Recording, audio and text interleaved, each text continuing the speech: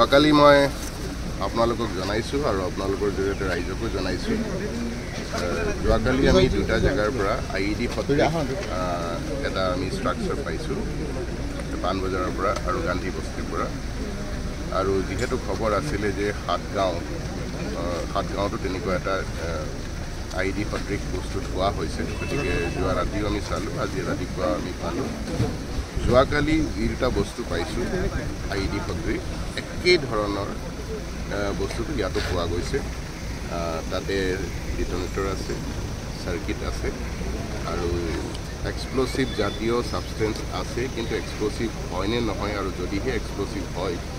কোনটো কেটেগৰী এক্সপ্ল'চিভ সেইখিনি আমি কেমিকেল এক্সামিনেশ্যনৰ পিছত হে কৰিম স্যাৰ কালি যি দুটা পাইছিলে তাতকৈ এইটো শক্তিশালী আছে নেকি মইতো টেকনিকেল পাৰ্চন নহয় কালি যি দুটা পোৱা গৈছে একেই ধৰণৰ বস্তু আজি পোৱা গৈছে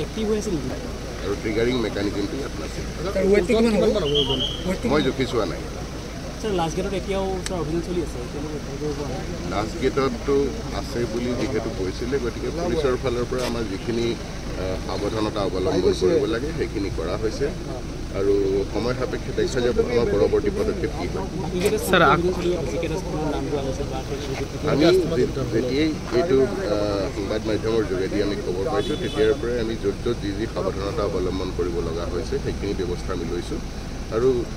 নিৰাপত্তাৰ খাতিৰত যিখিনি আমি ব্যৱস্থা আৰক্ষী প্ৰশাসনৰ ফালৰ পৰা ল'ব লাগে আমি লৈ থাকিম